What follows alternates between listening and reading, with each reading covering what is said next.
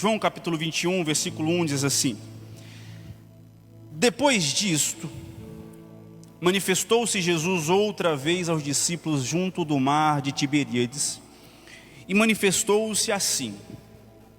Estavam juntos Simão Pedro e Tomé, chamado Dídimo, e Natanael, que era de Caná da Galileia, os filhos de Zebedeu, e outros 2 dos seus discípulos.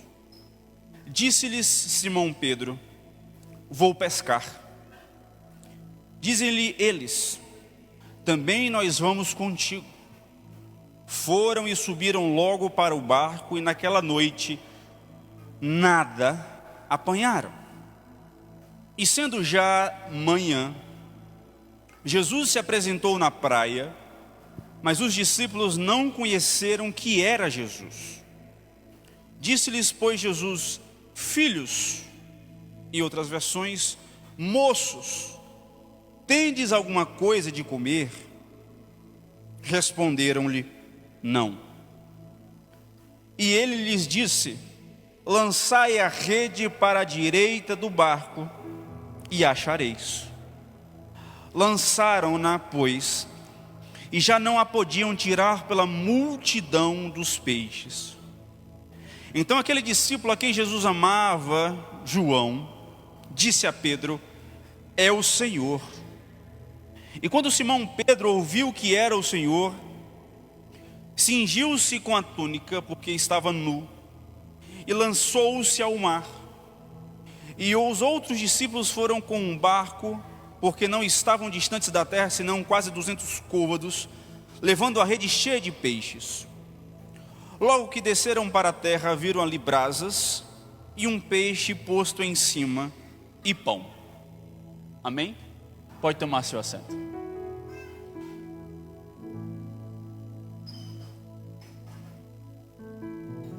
Meus irmãos,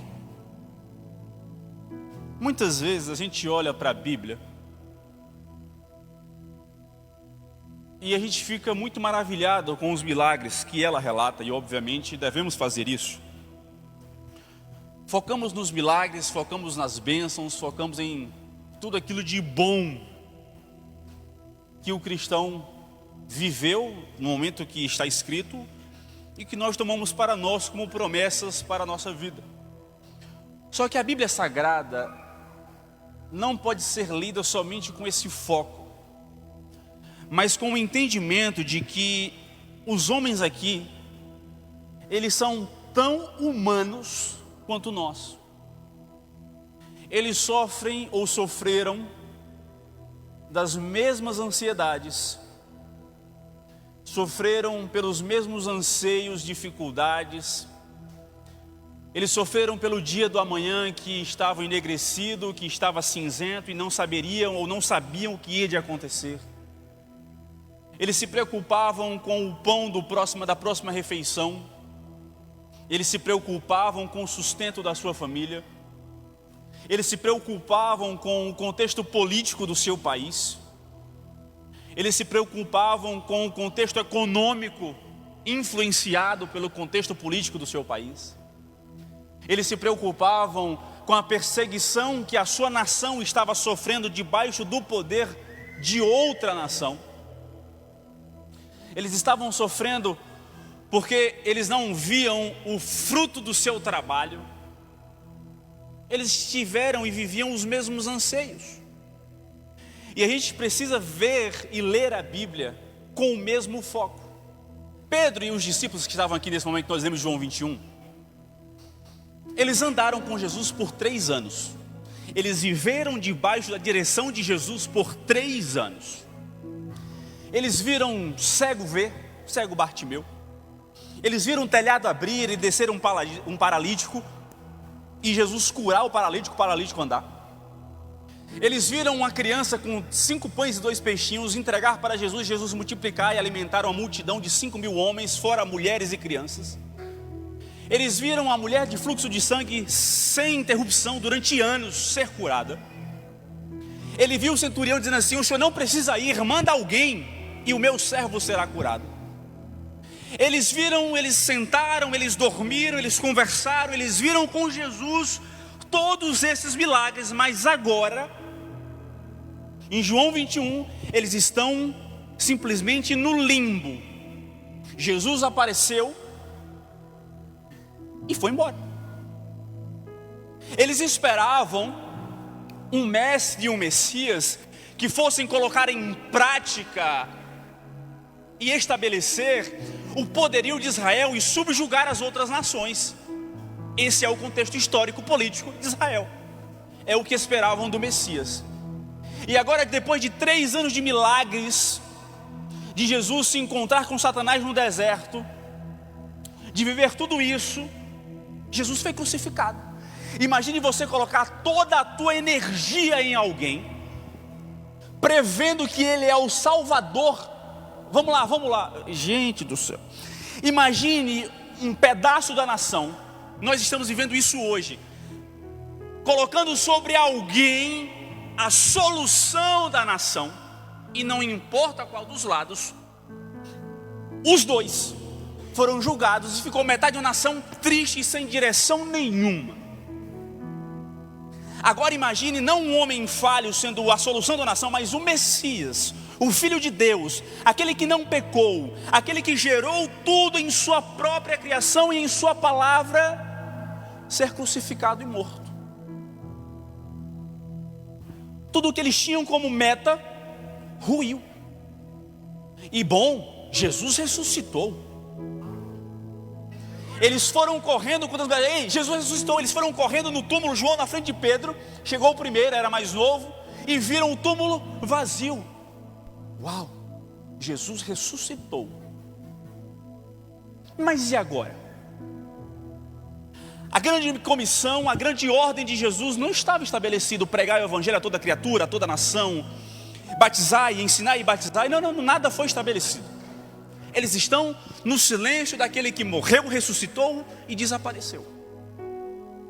Pedro, nesse contexto, e nada desestabiliza mais o ser humano do que o silêncio de Deus. E eu falei essa semana com meu pai, eu dei essa, tá? Falei, pai, o senhor não conhece nenhum profeta não? Que a gente liga, não diz nem o nome, e a pessoa, eis que eu te digo, meu servo, só para eu ter um feedback de Deus, porque ele está bem silencioso.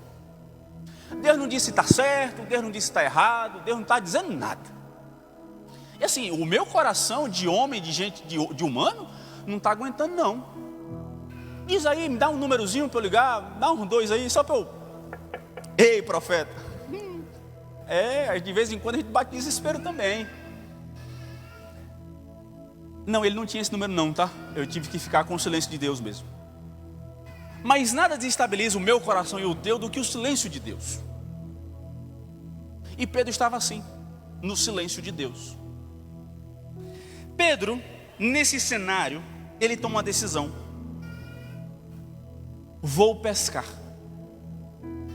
Vou voltar para a minha segurança, eu vou voltar para a minha zona de conforto, eu vou voltar para aquilo que eu conheço, eu vou voltar para o meu passado, porque o meu passado, eu sei onde eu devo andar. O futuro eu não sei, o futuro a Deus pertence e não estou vendo nada. Isso acontece com a gente. Quando Deus silencia, nós queremos voltar para trás, porque o passado a gente conhece por onde a gente andou, a gente conhece os caminhos velhos, nós conhecemos os velhos hábitos, nós conhecemos os velhos vícios, a gente conhece, é seguro, é uma zona de conforto para a gente. E aí, o barco é um mecanismo, representa, glória a Deus, um chorando e outro dando trabalho, tá vendo? Olhem com misericórdia, é os meus. Veja, o barco aqui representa um mecanismo de sobrevivência que nós ativamos, que nós acionamos quando Deus não responde ou se parece demorado demais a resposta dele. A gente aciona o barco que estava lá na encosta parado quando Deus nos chamou a primeira vez. Nós ficamos seguros demais, é como se o passado estivesse batendo na nossa porta dizendo assim, ei, já que está confuso demais, já que está silencioso demais, já que você não sabe o teu futuro, volta para mim. O passado fica sussurrando em nosso ouvido, volta para mim que eu tenho espaço para você. E Pedro está justamente assim. E aí a gente percebe e entende que naquela noite nada apanharam. eles nada pescaram. E Pedro era um pescador profissional. Pedro sabia tudo sobre mar, sobre barco, sobre rede. É igual andar de bicicleta, você não desaprende. Você precisa de poucos segundos para se encontrar de novo no teu passado. Você viveu com toda energia, com toda completude.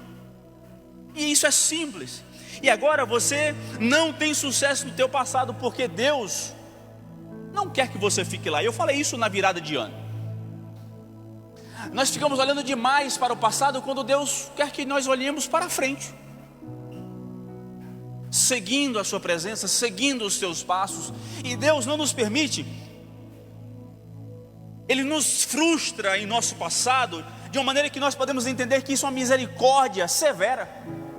Ele frustra o nosso passado e nosso presente para que possamos viver um futuro melhor em sua presença. Então Pedro agora, vamos entender uma nova instrução que quebra a lógica humana. O primeiro ponto, nós vamos entender sobre a síndrome do retrocesso e a ilusão do controle. Pedro ele fala: vou pescar. À primeira vista, ou na primeira leitura, parece simplesmente um homem voltando ao seu trabalho antigo. Apenas um homem voltando àquilo que já conhecia, mas espiritualmente nós podemos chamar de a síndrome do retrocesso. Voltar para trás, apesar de ser redundante.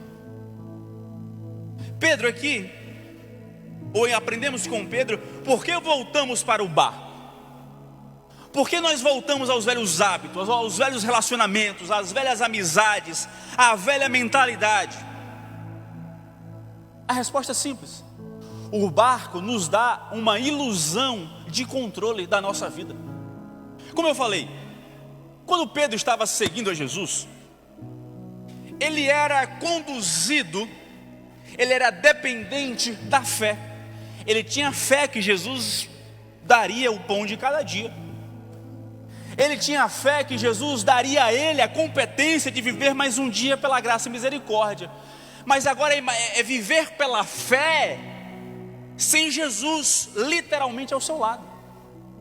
Agora ele não pode dizer que Jesus vai multiplicar pão e peixe, que Jesus não está lá. Ele não pode dizer que Jesus vai levantar morto, porque Jesus não está lá. Jesus ele não tinha falado ainda sobre a grande comissão, como eu falei. Pedro agora ele não tinha um conforto de viver pela fé, porque ele não estava vendo Jesus. Então era mais fácil eu voltar para o controle daquilo que eu tenho, a ilusão, a utopia de que eu tenho um controle sobre a minha vida. Eu sei pegar o barco, eu sei pegar as redes, eu sei pegar o anzol, eu sei o que é um peixe, eu sei ler o vento, eu sei o que é o mar bom e o mar ruim. Eu tenho a ilusão de que eu estou no controle. Mas agora Jesus aparecendo e desaparecendo, com um futuro incerto, Pedro fica sem chão. O chão ele treme porque agora ele não sabe mais o que é a sua base, o que é a sua estrutura e o que ele deve fazer. E quando o ser humano ele se sente inseguro espiritualmente, ele busca a segurança na carne.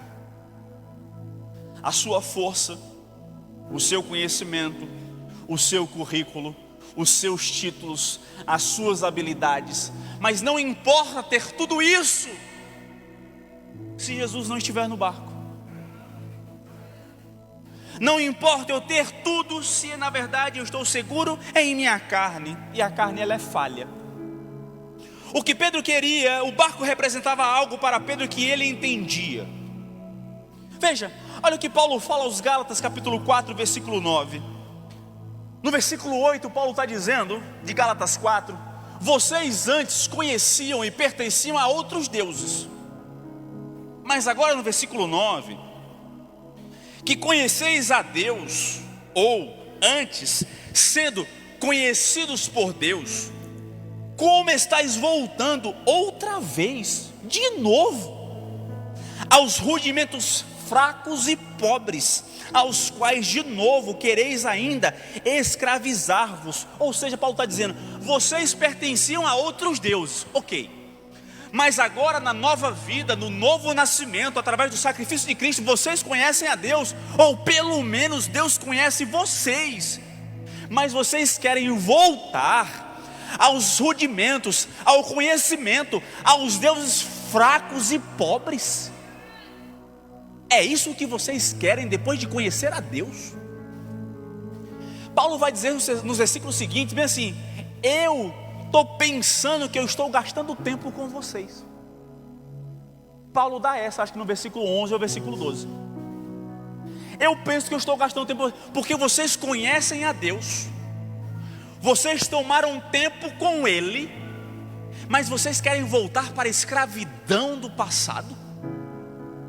Vocês querem se satisfazer com coisas poucas e pobres, depois de conhecer a Deus? Sabe aquela pergunta de que esteve na igreja, mas voltou para o mundo, conheceu a Deus, mas voltou para o mundo? É o que Paulo está dizendo. Você é tão escravo a ponto de querer voltar para o teu passado e não ser livre em Deus? Vocês estão satisfeitos com um pouco do mundo a ponto de querer voltar? Jesus morreu na cruz do Calvário e ressuscitou para pagar a sua vida, para te dar o privilégio, o direito de você poder ir ao céu, viver a eternidade diante da presença dEle, louvando, santificado diante dEle, engrandecendo, tendo o privilégio de pertencer aos filhos da luz, de ver o pão de cada dia, de perceber os milagres de cada dia. Mas vocês querem voltar para o passado? Quando vocês eram filhos das trevas, filhos de Satanás, e entendendo que o futuro de vocês na eternidade é estar diante de Satanás e não diante de Deus, é o que vocês querem? É isso que vocês desejam? Serem escravos? É aqueles que voltam e se prendem ao passado, que se contentam com um pouco, com comida vazia, com comida pobre, com comida sem substância, sem vitamina, sem mineral, sem proteína, sem aquilo que necessita para você ter vida. Tem gente que quer alho e cebola e não quer maná. Aí Paulo está dizendo: é isso que vocês querem? É com isso que vocês estão se satisfazendo? E essa pergunta é para mim e para você essa noite. É com isso que eu e você estamos satisfeitos da nossa vida cristã hoje? Estamos contentes e acontentos de viver coisas vazias, sendo que podemos viver muito mais diante de Deus e em sua presença? Não, pastor, viver esse pouco está bom para mim. Viver esse pequena vida cristã, esse disfarce, esse agente 007 da vida cristã, está bom para mim. É o suficiente. Vou na igreja, levanto a mão. E eu falei essa semana que Tiago, capítulo 2, versículo 19, diz que os demônios conhecem a Deus e tremem. Portanto, aqueles que só se contentam em conhecer a Deus tem a mesma fé de um demônio. E pior, o demônio ainda estremece diante de Deus. E eu e você que estamos zombando da presença dele, somos piores do que um demônio? E desculpa a franqueza, não estava no esboço não, mas só para a gente acordar de que maneira nós estamos lidando com a presença de Deus, qual é o respeito, qual é a honra, qual é o privilégio que estamos entregando em entender que somos salvos. Vamos seguir. Pedro, ou o texto nos revela através de Pedro, o poder do contágio da desistência, porque Pedro diz assim: eu vou pescar. Sabe aquele momento que você não quer ver ninguém? Você não está afim de companhia porque você está perdido e a única coisa que você quer é ficar sozinho. Você só quer o silêncio e o barulho da sua mente. Você não quer mulher, você não quer marido, você não quer os filhos, você não quer colega, você não quer amigo, você quer ficar sozinho. Aí Pedro assim, ó, vou pescar. Aí os discípulos estavam com ele, ô Pedro, a gente vai também. Imagina a cara de Pedro virando os olhos, ó, nossa. Eu queria ficar sozinho, mas aqueles que lideram, aqueles que exercem um tipo de influência, eles contagiam quem está ao redor deles, inclusive para coisa ruim. Porque Pedro diz, eu vou pescar, e imediatamente ele responde, nós vamos contigo. E aqui está o peso da liderança de Pedro. Porque Pedro está andando para trás, e eles estão seguindo Pedro. Pedro não era mais somente um pescador, mas Pedro já era um líder, um influenciador daqueles discípulos. Pedro era um líder entre eles, e a sua decisão de desistir nunca afeta somente a você. Se você desiste, a tua mulher também desiste. Se você desiste, o teu marido também desiste. Se vocês desistem, os teus filhos também vão desistir. Porque quando você toma uma decisão na tua vida, você não é o único alcançado pela tua decisão.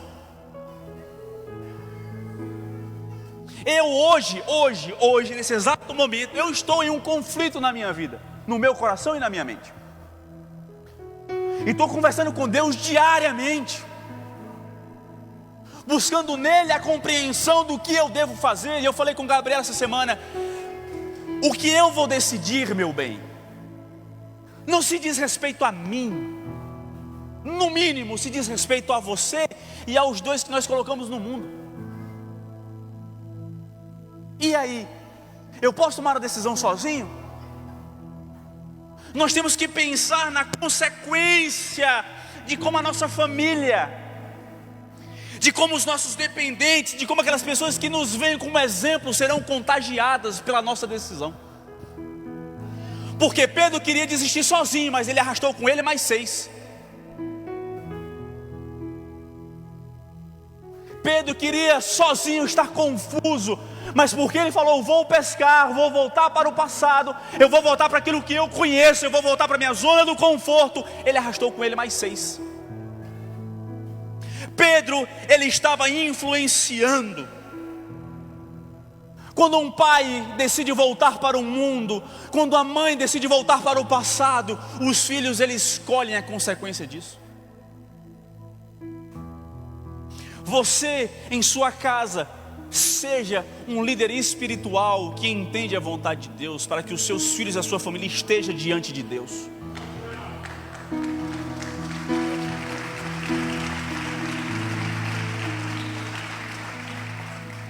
Eles estavam tão perdidos que eles estavam seguindo Pedro, voltando para trás. Veja, lembre de Israel, no deserto, Números 14, versículo 4. Levantemos um capitão e voltemos para o Egito. Eles estavam com tanto medo que eles preferiam a escravidão com a garantia da comida do que a liberdade com a necessidade da fé.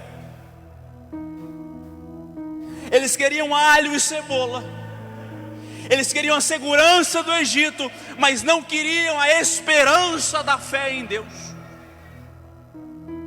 Era necessário força demais para estar diante de Deus do que era necessário para confiar nele.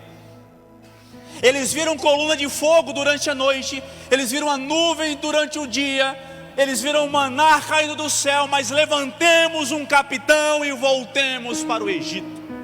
Porque o Egito a gente conhece, e o dia do amanhã e a terra prometida com os gigantes que está aí, que a gente vai ter que enfrentar. Deus conduziu a gente 40 anos, Deus tirou a gente do deserto, Deus abriu o mar vermelho, Deus fez com que a gente passasse a pés enxutos, mas enfrentar gigantes, não quero não, vamos voltar. Tem gente que prefere voltar o caminho inteiro a enfrentar o gigante com Deus na frente dele. É o que acontece quando nós somos conduzidos e influenciados pelo nosso medo. Pedro, naquele momento, ele se tornou o capitão voltando para o Egito. Vou pescar. Voltar para o que você sabe fazer pode custar aquilo que você nasceu para ser. Ele queria voltar a ser pescador e iria custar talvez, por exemplo, a igreja primitiva. Sobre tu, Pedro, eu edificarei a minha igreja. Tu és Pedro, pedra, e sobre ti eu edificarei. Agora imagine Pedro, não é ouvido da boca de um profeta, não é ouvido de alguém que diz, eis que eu te digo, e você confia ou você julga. Não, é Pedro ouvindo da boca do Messias, do Mestre. Pedro, sobre ti eu edificarei a minha igreja. E agora Pedro está dizendo assim, vou voltar para trás. Já imaginou, pense comigo, use a criatividade da nossa cabeça. Imagine Pedro jogando no ralo todo o plano perfeito da igreja de Cristo, porque ele não confiou no futuro, mas estava agarrado ao passado. Imagine quantos planos e sonhos você e eu enterramos, ou podemos enterrar porque estamos voltando para trás, porque não confiamos na voz de Deus. Eu não vou te dizer que aquilo que você sonha Deus vai te dar, não vou dizer isso, para mim isso é chacota. Às vezes só o subconsciente sonhando demais, tá? Não vou te dizer que você vai conquistar o mundo e naquilo que você tocar o pé você vai vencer, porque às vezes o carro é do outro. Mas estou te dizendo que nós devemos confiar em Deus. Não importa em qual circunstância, não importa em qual problema, não importa em qual milagre, nossa confiança deve estar em Deus. E Pedro agora ele está voltando para o passado. Agora vamos olhar para o esforço humano. Aquela noite, ou naquela noite, nada apanharam, não pescaram nada. Isso aqui deveria ser chocante, porque a gente não está falando de pescadores amadores, estamos falando de pessoas profissionais que sabiam o que estavam fazendo. Pedro, Tiago e João são homens que nasceram com o cheiro do mar, eles nasceram fazendo isso. A competência profissional e técnica era inquestionável. Mas vamos entender que a nossa competência humana, ela é irrelevante quando você está fora da vontade de Deus. Aquilo que você sabe fazer é nada se nós estivermos fora da vontade de Deus. Eu sei, eu sou, eu me tornei, eu estudei, serve para nada se estiver fora da vontade de Deus. Se você tem, se você é, se você vai, é porque Deus permite em sua graça e misericórdia que você seja, que você vá e que você tenha.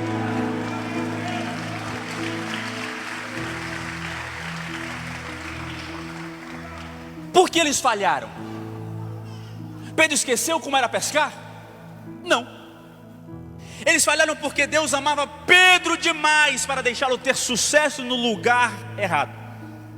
Pedro, eu te amo tanto que eu não posso permitir que você tenha sucesso da onde eu te tirei. Imagine comigo a misericórdia do passado, a misericórdia do fracasso. Se Pedro ele vai pescar e pega os peixes, e pega muito peixe, Pedro vai dizer assim, de duas uma, ou eu posso ser pescador de novo, se tudo der errado, ou eu posso ser apóstolo e pescador. Vou ali meio a meio. Está vendo, pessoal? A gente estava confuso, mas nós pecamos porque nós somos bons mesmo. Não Pedro, não João, não Tiago, não. Da onde eu te tirei, você não vai ter sucesso mais. E esse é o cenário de Pedro. O salmista declara em 127, versículo 1: se o Senhor não edificar a casa, em vão trabalham os que a edificam. Em outras palavras, eu exercer um esforço em um trabalho, se Deus não estiver, é em vão. Se eu me esforçar para edificar um templo e Deus não estiver, é tempo perdido. Se eu exercer a minha vontade na construção de algo e Deus não estiver naquilo, é perca de tempo para mim e para você. É o que o salmista está dizendo. Quem trabalha com Deus conquista, e quem trabalha sem Ele fracassa. E atenção, nem toda conquista e sucesso é necessariamente a prosperidade que nós estamos querendo. Conquista com Deus é, pela graça e misericórdia de Deus, a salvação.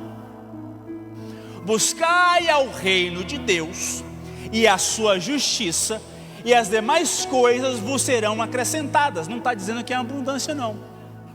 Está dizendo que você vai ter o pão de cada dia.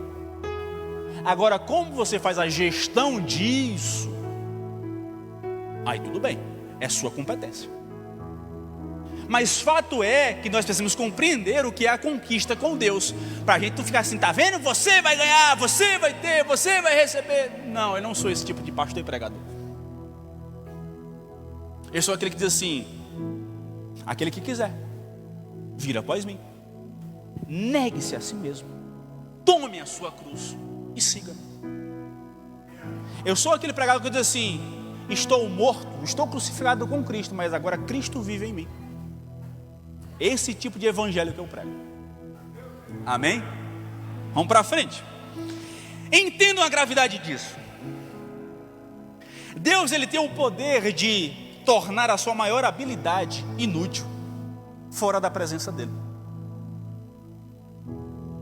Então eu volto e digo: estamos usando esses talentos no barco da nossa vontade ou na confiança em Deus?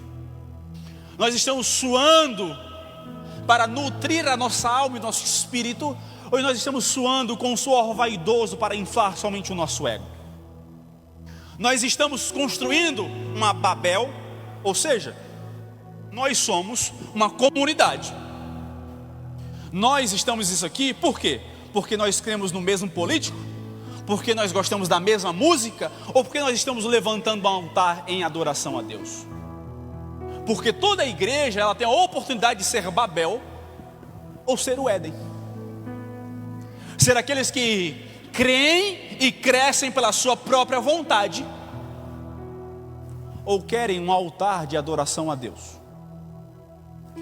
A minha pergunta para nós hoje, como igreja e como pastor que exerce o pastoreio também na igreja, junto com o ministério, é: que tipo de igreja nós estamos querendo ser?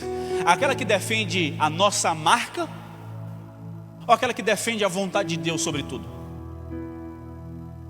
Porque a vontade carnal, e aí a guerra começa, é quando eu quero o que é bom para mim e pode ser ruim para você. Mas quando a comunidade, todos, anula a sua vontade para colocar em prática a vontade de Deus, aí sim exercemos aquilo que nós chamamos de corpo, a qual Cristo é a cabeça. Então não é a minha ou a sua vontade, é a vontade de Deus. Não é o nosso ego, é a vontade de Deus. Então Deus, ele fecha a porta do barco. Ei, peixes, não entrem na rede de Pedro hoje. Vamos tratar com Pedro primeiro.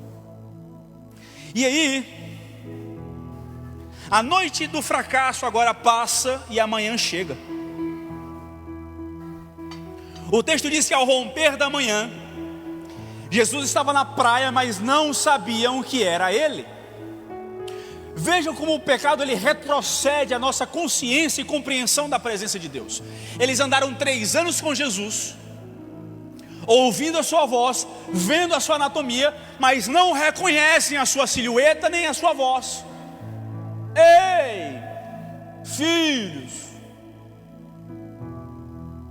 Não, é só mais um, é só alguém gritando. Veja, é então que Jesus fala: tendes o que comer?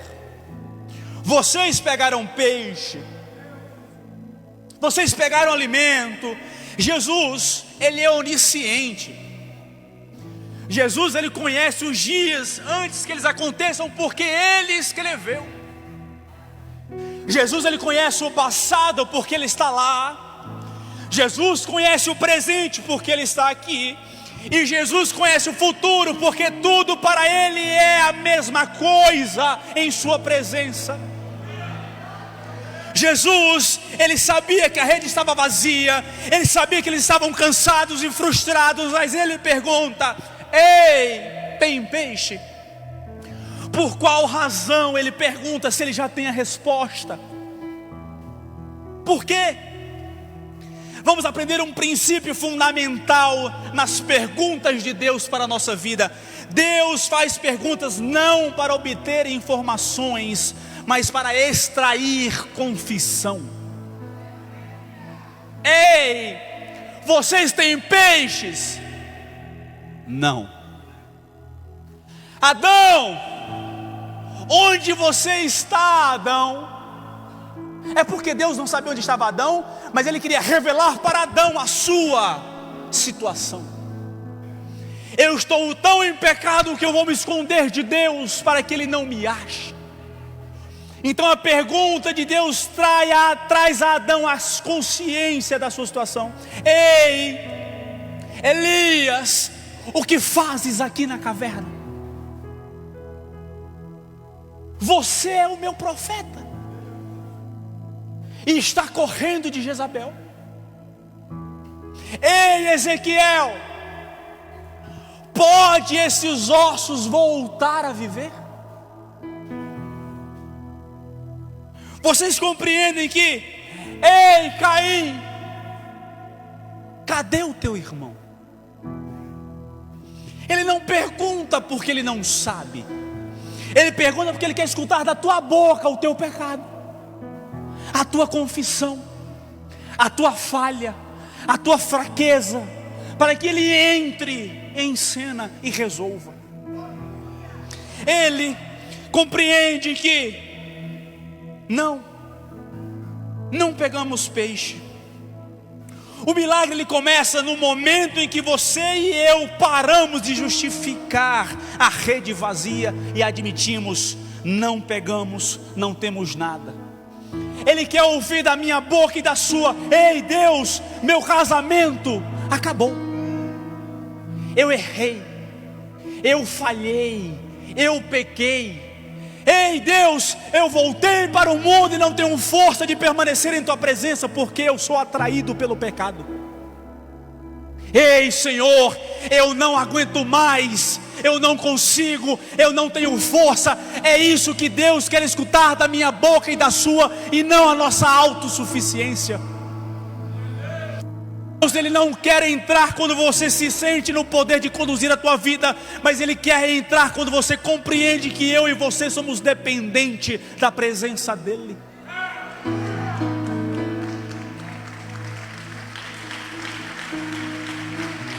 Somente é preenchido aquele que admite que está vazio. Somente é achado aquele que diz: estou perdido. Diferente disso, Deus ele vai ficar olhando, porque muitas vezes estamos tomando postura de pessoas autossuficientes. Eu sei pescar, eu sei pegar peixe, eu sei ler o vento, eu sei me conduzir no mar, eu sei nadar no alto mar, e Deus está olhando. Vocês pegaram peixes, estamos tentando, tá bom, tentem um pouco mais. Vocês pegaram peixes? Não. Ok? Então agora a voz diz assim: lançai à direita do barco. Isso é quase uma ordem ridícula, porque um barco daquela época tinha o quê? 2, 3 metros de comprimento. Se não tem peixe aqui, Deus, não vai ter aqui não. Se não tem milagre aqui, aqui não tem também. Não tem. Mas não. A diferença entre o fracasso e o milagre não era a distância geográfica, mas era a distância da obediência. Às vezes o que queremos, o que precisamos está do nosso lado, mas não estamos sendo obedientes, e Deus está assim: vou esperar Ele fazer o que eu mando. Só isso. É só fazer o que eu mando. Lembra de Samuel? Ei, Saul, é melhor obedecer do que sacrificar. Deus não queria o sacrifício de Saul. Deus queria a obediência de Saul. Porque quando não obedecemos, nos comportamos como filhos da desobediência, como filhos rebeldes. E vamos lá, ninguém gosta de desobediência à sua ordem. Arthur está numa fase. Arthur, faz isso aqui. Não. Mas rapaz, Arthur, dá o controle. Não. Arthur, vai tomar banho. Não. Arthur, vamos tirar a fralda. Não. Tá suja. Não. Cara, você, imagine, e você faz o quê? Pelo menos eu espero. Porque vai chegar um momento que a fralda suja vai incomodar ele. E ele vai chegar assim: papai, a fralda. É como Deus se comporta com a gente. Não quer não? Tá bom. Deixa a fralda sujar um pouco mais, que você vai vir pedindo graça e misericórdia. E Deus, como um bom pai, vai pegar, vai trocar a fralda, vai dar banho, vai limpar e deixar do jeitinho que Ele gosta. Mas isso só é possível para filhos obedientes. E a gente tem uma mania de querer ser filho de Deus, mas viver a nossa maneira, meu irmão. Eu quero ser salvo, mas a vida é do meu jeito. Eu quero viver a vida cristã da minha forma. Eu quero que Deus seja o meu garçom na bancada do restaurante Céu Restaurante. Ei Deus, o meu pedido é esse. O Senhor pode trazer, e não demora não. E se demorar, eu não dou a gorjeta, tá? Oferta e dízimo. Porque o Senhor tem que me servir. É assim que nós estamos tratando a Deus muitas vezes, quando desobedecemos. Queremos viver a nossa maneira, a nossa vontade. E aí, Deus declara através de Isaías, no capítulo 55 do seu livro, versículo 8 e versículo 9: os meus pensamentos não são os vossos pensamentos, assim como os céus são mais altos do que a terra, assim são os meus caminhos. Deus está dizendo, Jesus está dizendo: jogai do lado direito, porque os meus pensamentos, a minha forma é diferente da de vocês. O que eu penso, o que eu ordeno, o poder que eu tenho sobre a minha criação é diferente da vontade de vocês. Então lancem a rede do outro lado, façam o que eu estou mandando. É igual Lucas capítulo 5 versículo 5, quando Pedro fala: mestre, nós trabalhamos a noite inteira, mas porque o Senhor manda, debaixo da tua palavra eu lançarei. Agora Pedro estão dizendo assim: tá bom, vou lançar. Não sei quem é, mas o discurso me é parecido: lançai à direita do barco. Ei, quando eu lanço à esquerda, é a minha vontade, é a minha capacidade. Mas quando eu abro mão do meu ego e do meu orgulho e lanço à direita, debaixo da ordenança de Deus, o resultado é outro, por mais parecido que esteja a situação. Veja, agora, foi nesse momento sobrenatural que João diz assim: é o Senhor. Já imaginou que privilégio você está perdido, confuso, com fome, no frio, cansado, depois de uma noite de trabalho, depois de uma temporada de perseguição, e você diz assim: é o Senhor. É quando você está sem ouvir a voz de Deus há tanto tempo que você escuta assim: é Ele. Mas quem discerniu isso foi João. Sabe por quê? Porque João tinha intimidade. João deitou no peito de Jesus. João era um discípulo íntimo de Jesus. Intimidade se constrói com adoração, se constrói com louvores, com eu me entrego em tua presença, com eu me deito no teu colo, com eu ando contigo, com eu deito contigo, com eu como contigo. João, ele andou tanto com Jesus que quando Jesus falou, ele disse assim: ó, é o Senhor. Muitas vezes Deus está falando: lança a rede do outro lado. E o problema é que nós não conhecemos a voz de Deus. Sabe por quê? Porque estamos acostumados demais com a voz somente daquele que prega aos domingos. Pelo amor de Deus, procure conhecer a voz de Deus e não a minha.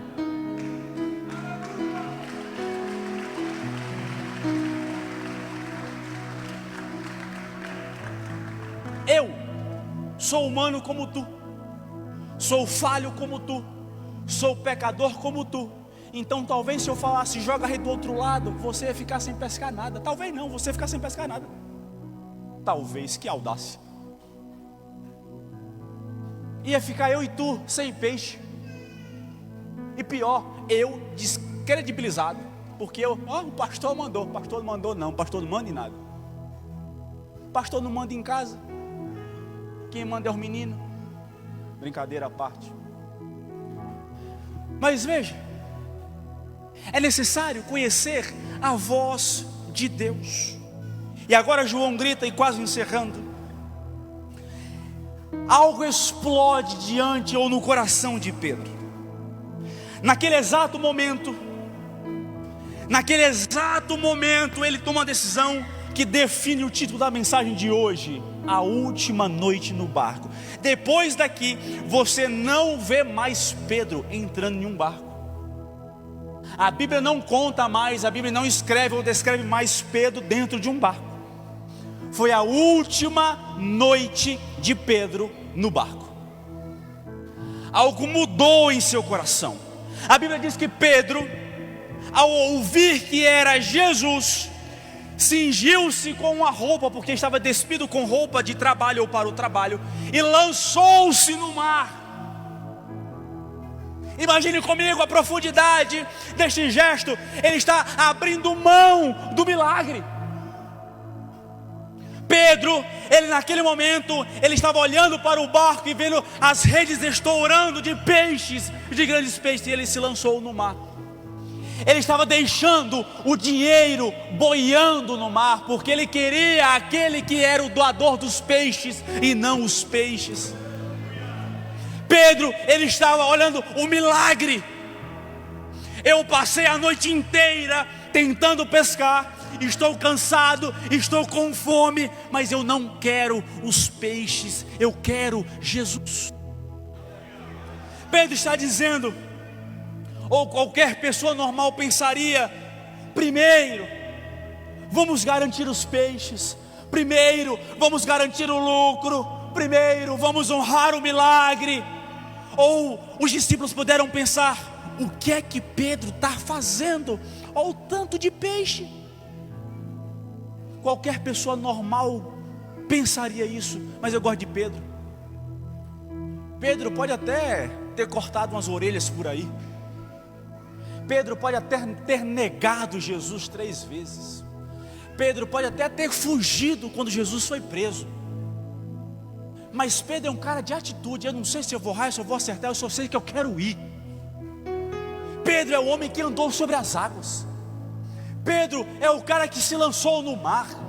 Pedro é o cara que ouviu de Jesus: Pedro, tu me ama 3 vezes. E Pedro respondeu: eu te amo.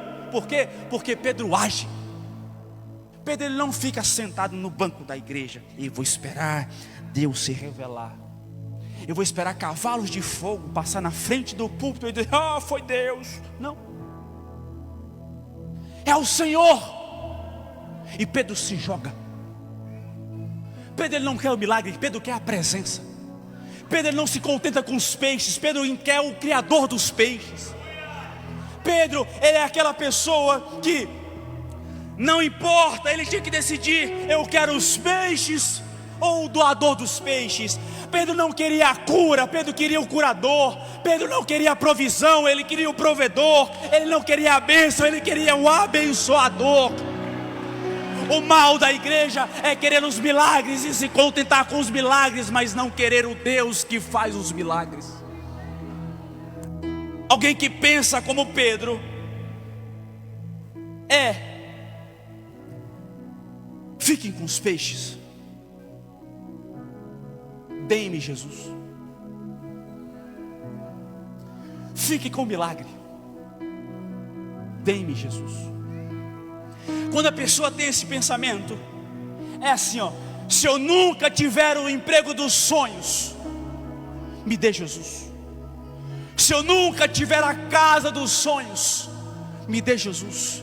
Se eu não tiver a abundância na minha mesa, me dê Jesus.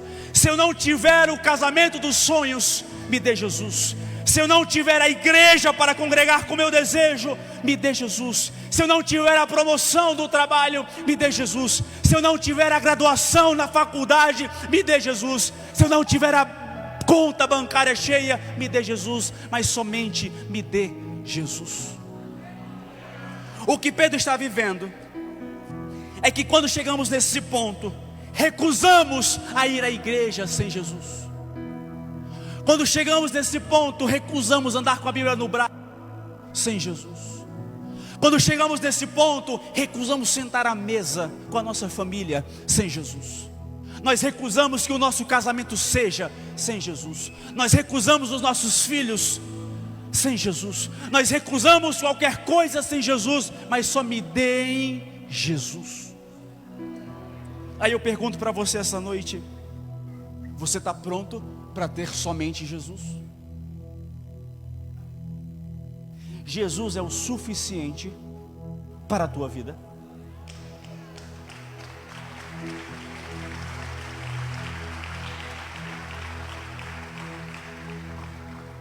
Eu vou imaginar que as palmas é você dizendo: é Deus, eu abro mão de tudo só para ter o Senhor. Eu vou crer que as palmas é: Senhor, eu abro mão de tudo. Senhor, eu vou crer que eu tenho que crer. Que você com as palmas agora, você disse: eu abro mão do meu casamento por ti. Eu abro mão dos meus filhos, como Abraão abriu mão de Isaac por ti. Eu abro mão do meu trabalho, da minha segurança, do meu salário, da minha ajuda do governo, do meu auxílio, do meu político, do meu pecado. Eu abro mão de tudo isso, Senhor, por ti. Eu vou crer que as palmas são isso. Porque bater palma, gente, hoje e amanhã a gente não abriu mão de nada, perdeu o tempo eu e tu hoje.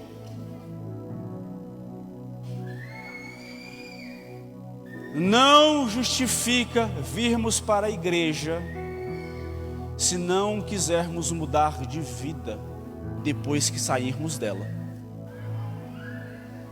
Não faz sentido nenhum. Amém? Todo mundo entendeu? Glória a Deus. Veja, para concluir, este salto de Pedro era definitivo. É o que Paulo diz em Filipenses capítulo 3, versículo 7, versículo 8. Mas o que para mim era lucro, isto considerei perda por causa de Cristo. Sim, deveras considero tudo como perda, por causa da sublimidade do conhecimento de Cristo Jesus, o meu Senhor, por amor do qual perdi todas as coisas e as considero como refúgio, como esterco, para ganhar a Cristo. Paulo está dizendo que agora que eu compreendi quem é Jesus, eu abro mão de tudo e considero tudo o que eu abri mão como esterco, pelo conhecimento que agora eu tenho de Cristo. Paulo está dizendo que nada vale a pena, nada tem valor quando nós conhecemos a Cristo. Ou seja, se nós demos valor demais às coisas, talvez não tenhamos compreendido o valor de Cristo.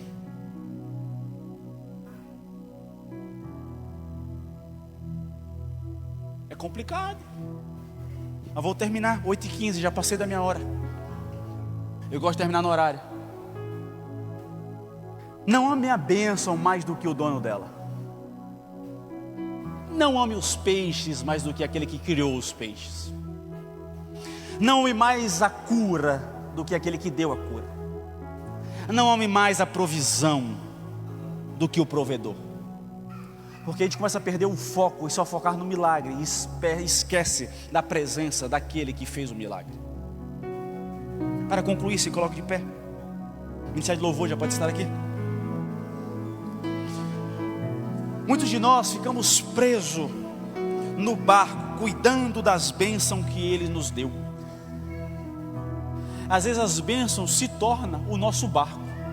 Vou voltar para as bênçãos, vou voltar para o milagre, vou voltar para o tempo de quando eu fui curado, mas esquece de viver novas experiências na presença de Deus.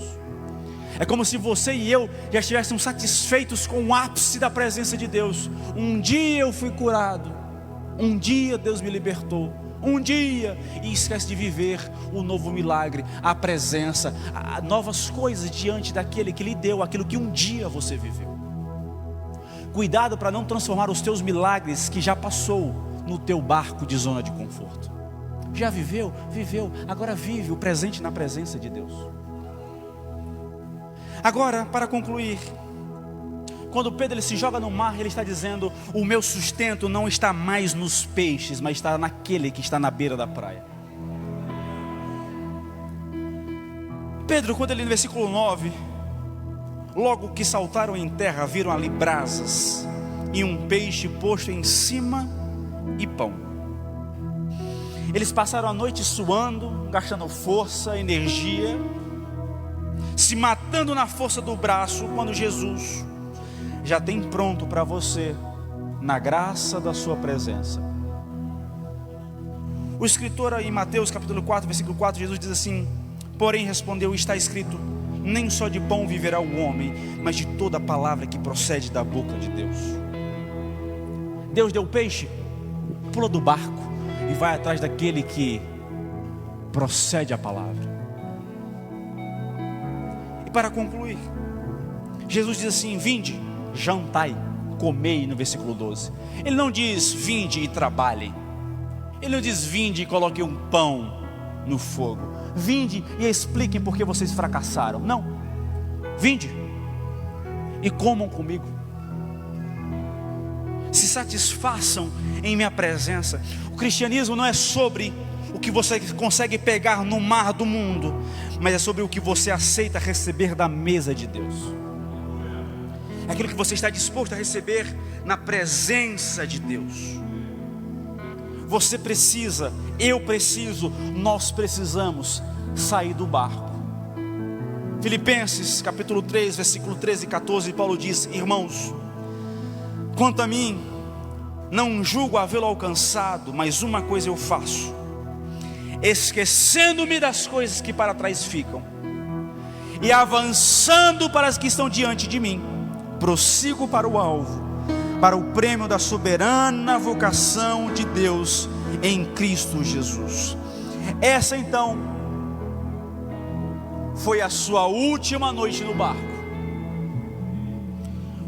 O dia amanheceu, o mestre está aqui, a mesa está aposta. Venham e jantem. Pulem do barco, afundem o barco, toquem fogo no barco, mas no fim abandonem o barco de vocês. Amém? Curve sua cabeça, vamos orar. Senhor Deus Pai que estás nos céus, estamos em tua presença, Pai, para te louvar, te agradecer e engrandecer, declarar que tu és o nosso Deus e o nosso Senhor, Senhor da nossa vida, da nossa casa, daquilo que somos e daquilo que temos. Estamos em tua presença, Senhor, com gratidão, com respeito, com honra, para te louvar pelo que temos, Pai. Entendemos que muitas vezes estamos presos no passado, olhamos para trás, queremos voltar para o nosso barco, voltar para a nossa zona de conforto, voltar para aquilo que nós temos como segurança da nossa vida, com a ilusão de que temos algum controle, Senhor. mas com misericórdia te pedimos, nos ajuda, nos ensina a abandonar o barco, nos ensina, Pai, a afundar o nosso barco, nos ensina, Senhor, a atear fogo no barco, para que não possamos mais olhar para trás, mas somente ouvir a Tua voz e lançarmos no mar em direção à Tua presença. Que possamos, Senhor, nos contentar e nos satisfazer com a Tua presença, que possamos abrir mão dos peixes, que possamos abrir mão da cura, que possamos abrir mão da provisão, mas que possamos querer somente aquele que provê, aquele que cura, aquele que preenche, aquele que dá milagre, aquele que dá pão ao que semeia, aquele que dá pão ao que planta, aquele que dá milagre ao que busca, mas somente a Tua presença, Senhor. Queremos abrir mão do nosso passado, queremos abrir mão daquilo que já foi, que ficou para trás. Vivemos em Tua presença, ouvimos a Tua voz, ouvimos a Tua palavra, já tivemos experiências em Tua presença em nosso quarto, em congressos, mas não queremos mais o passado, queremos o secreto hoje em Tua presença. Ajuda esta igreja, Senhor, a queimar os barcos e a prosseguir para o alvo, que é a Tua soberana vocação. Enche-nos da Tua presença, enche-nos da Tua presença, enche-nos da Tua presença, enche-nos da Tua presença, ó Espírito, porque não faz sentido de caminharmos se não formos para estar na Tua presença e em Teu caminho. Nos ajuda a afundar o barco e irmos em direção à Tua presença, em Teu nome, amém.